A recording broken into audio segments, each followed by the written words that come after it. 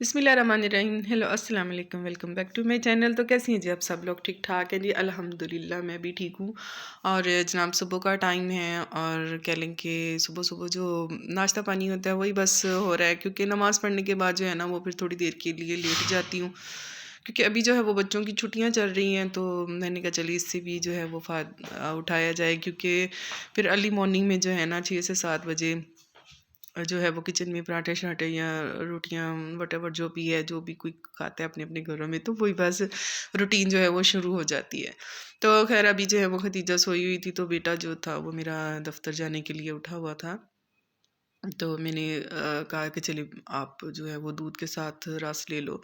सुबह सुबह ये भी नहीं मतलब पराठा या रोटी खाता, तो बस वैसे ही अभी मेरे पास ही बैठा हुआ था, लेटा हुआ था, तो जाने लगा। तो मैंने कहा चलो मैं चाय बना देती हूँ और अंडा बॉयल कर देती हूँ, वो खा लो, तो साथ में थोड़ा सा एक आध जो है वो रस का पीस ले लो।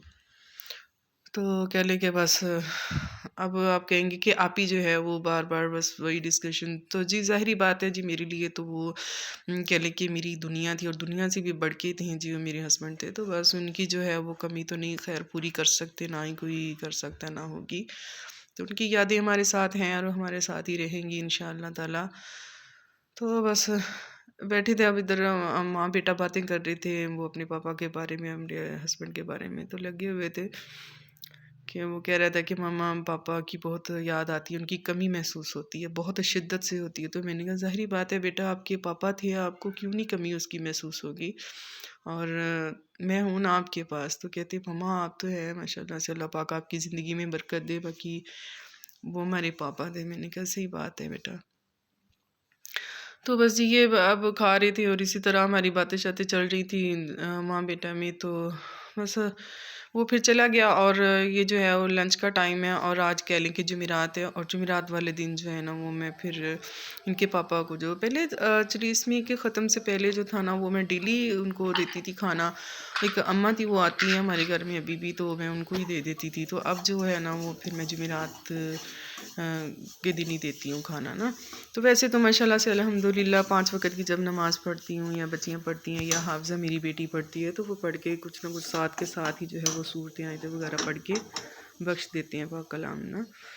तो बस इधर जो है वो मैं बना रही हूँ, मीठे में जो था वो 1 कप जो है वो मैंने लिया है इधर बेसन, और 1 कप ही पानी, उसके अंदर 2 इलायचियाँ और हाफ़ कप चीनी, और इधर जो है ये हाफ़ कप सूजी है। मैं इसको ना थोड़ा फ्राई कर रही हूँ ऑयल में। तो घी नहीं है तो ऑयल ही है, तो बस ऑयल के अंदर ही जो है ना वो मैं इसको फ्राई कर रही थी।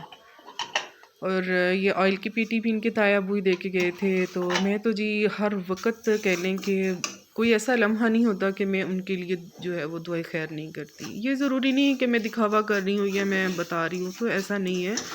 ये है कि मेरा अल्लाह पाक जानता है कि मैं कहती हूँ कि या अल्लाह पाक जो भी कोई कर रहा है इस वक्त पे, और सभी ये कह रही हैं कि बच्चियाँ हैं और बच्चियों वाला घर है, तो वो किस तरह से आप मैनेज करोगी, कि माशाल्लाह से बस ये है कि 2-3 प्लाट हैं, उन्हीं को जो है वो लेके आप सरकट अपना चला रहे, तो वो तो जो है वो बच्चियों की स्टडी के ऊपर ही लगे जा रहे हैं, और मुझे कुछ समझ नहीं आ रही कि मैं किस तरह से जो है वो खर्चा मैनेज करूँ या कैसे करूँगी। तो घर का किराया भी, फिर बिजली के बिल, तो ये है कि मैं कहती हूँ कि अल्लाह सबसे बड़ा है, और अल्लाह की शान पे सदके और कुर्बान जाऊँ कि वो किस तरह से अपने बंदों की जो है वो गायबाना मदद करता है, और किस तरह से आपके लिए जो है वो मतलब कि कफ़ील को खड़ा कर देता है। कह लें कि जिसमें इनके ताए अबू हैं, मेरे खुद के अबू हैं, और इनकी फुप्फो हैं। तो इस तरह से सभी जो है वो मिलजुल के इस वक्त जो है वो मेरे लिए अल्लाह पाक ने उनको कफ़ील बना के खड़ा कर दिया है, और अल्लाह पाक उनको इसकी जज़ाए खैर दे। मैं ना भी दूंगी ना, तो मैं कहती हूँ कि मेरे अल्लाह पाक ने उनके नाम लिख लिए हैं अपने रजिस्टर पे, और अल्लाह पाक मेरी दुआ है कि अल्लाह पाक उनको और मज़ीद दे, और मेरे बच्चों को भी अपने गैब के ख़जानों से हमें नवाजे, और अल्लाह पाक हमें किसी का भी जो है वो मोहताज ना करे, अल्लाह किसी को भी किसी का मोहताज ना करे परवरदिगार। तो शुक्र अल्हम्दुलिल्लाह मैं कहती हूँ कि कहते हैं ना कि अल्लाह पाक खुद तो आगे नीचे नहीं वो सामने देता, तो वो इसी तरह से जो है वो फिर आपके लिए जो है वो सीले बना देता है।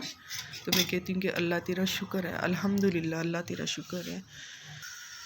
बाकी जितना भी उसका शुक्र अदा किया जाए इतना ही कम है। तो जी जनाब ये बातों बातों में जो है वो मैं भूली गई आपको बताना कि थोड़ी सी जो है वो सूजी जैसी हल्की सी ब्राउन हुई, तो उसके अंदर मैंने जो था 1 कप बेसन का वो मैंने भर के ऐड कर दिया, और ऑयल मुझे कम लग रहा था तो मैंने थोड़ा सा ऑयल डाला है। और तो कह लें जी बस मैं हाथ अपना जो है वो बिल्कुल कस के जो है वो अपना सारा खर्चा वगैरह करती हूँ। मैं नहीं चाहती कि मैं किसी को तंग करूँ, हाँ भी ये चीज़ ख़त्म हो गई है तो ये ला दे। मेरा दिल ही नहीं करता कि मैं किसी को फोर्स करूँ या वोट करूँ कि जी हाँ भी ख़त्म होगी तो लेके आए। बस अपनी मर्ज़ी से दे दें तो शुक्र अल्हम्दुलिल्लाह, बहुत शुक्रिया उनका भी और अल्लाह का भी शुक्र। तो बाकी ये कि बस इस तरह से मैनेज कर रही हूँ जिस तरह से भी हो रहा है। और ड्राई फ्रूट नहीं थे मेरे पास, कहने के बादाम नट्स वगैरह जो थे वो ख़त्म थे थोड़े से घर में, क्योंकि अक्सर ही जो है ना वो मैं इधर अपने घर में थोड़े थोड़े से ला के रख लेती हूँ।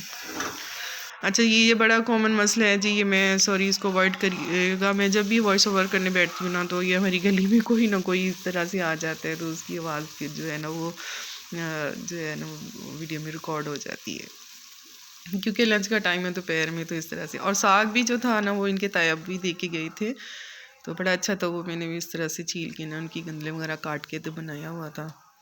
तो कुछ पड़ा था तो फ्रिज में, तो उसको मैंने जो है वो दोबारा से गर्म करके इसको घोट लगा के ना, आलन जो कहते हैं आटा वगैरह, तो उसको मैंने फ्रेश इसका तड़का लगाया है। तो खाना कह लें कि ख़त्म देना था, जुमेरात का दिन था तो खाना भी देना था, तो मैंने कहा चले मैं मीठे में भी कुछ बना लेती हूँ। तो इस तरह से जो है ना वो सूजी और बेसन का हलवा मैंने थोड़ा सा बना लिया साथ में, और जो है ये साग, तो उसको मैं तड़का लगा रही हूँ। अच्छा, कुछ लोग जो हैं वो प्याज का नहीं लगाते हैं, खैर मैं तो थोड़ी सी प्याज डालती हूँ। बस ये है कि हर किसी का जी डिफरेंट कह लें कि खाना बनाने का अंदाज़ होता है। तो मैं खैर इस तरह से करती हूँ कि हल्की सी प्याज मायने से थोड़ी सी छोटी सी लेती हूँ, उसको ना हल्का सा ब्राउन करके अदरक लहसुन ज़रा थोड़ा ज़्यादा डाल लेती हूँ। तो बस इस तरह से, अगर ड्राई स्पाइसेस कम लगें तो और ऐड कर लेती हूँ, वरना फिर इसी तरह से ना मसाला भून के मैं साग को तड़का लगाती हूँ। और कुछ लोग जो हैं वो फिर सेपरेट में अकेले ही ऑयल में अदरक लहसुन डाल के तो उसका बुखार लगा लेते हैं।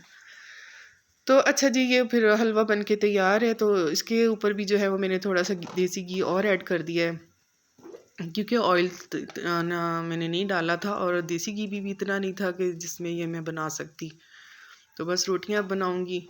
साग भी तड़क लिया था, वो भी मैंने गरम गरम डालूंगी कटोरी में, और रोटियों के ऊपर भी जो है वो मैं देसी घी लगाऊंगी। और वैसे भी उनको साग और सर्दियों में स्पेशली ये बेसन का हलवा इनके पापा को बहुत पसंद था। तो बेसन भी पड़ी थी, सूजी भी पड़ी हुई थी, तो मैंने कहा चले मीठे में यही बना लेती हूँ। वरना मेरा दिल कर रहा था कि मैं बाहर से ना वो छोटे फालसी नहीं होते, वो जो कलरफुल होते हैं मिठाई में, वो मंगवाने लगी थी। तो बस मेरा ज़हन चला गया जब मैं आई ना किचन में, तो मैंने कहा चलिए बेसन पड़ी हुई तो मैं क्यों ना हलवा ही बना लूँ। तो ये है कि अगर वो दुनिया से चले भी गए हैं तो मैं उनको फिर भी जो है वो हर तरीके से जो है वो उनको खुश करने की कोशिश करूँगी, कि उनकी रूह जो है वो रूह भी उनकी अगले जहान में भी जो है वो खुश रहे। अल्लाह पाक उनको हर सुख अता करे, अगले जहान का भी परवरदिगार। तो बस जी मैं इधर अब खाने हो गया है तैयार, और मैं ज़ोहर की नमाज़ भी मैंने पढ़नी है, पढ़ के तो फिर मैं दूंगी ख़त्म, और उनको इसाले सवाब अल्लाह पाक बचाएगा मेरा परवरदिगार। तो बस जी अपना और अपने प्यारों का ढेर सारा रखिएगा ख्याल, दुआ में याद रखिएगा, और मिलते हैं जी नेक्स्ट ब्लॉग में। तब तक के लिए दीजिए इजाज़त, अल्लाह हाफिज़।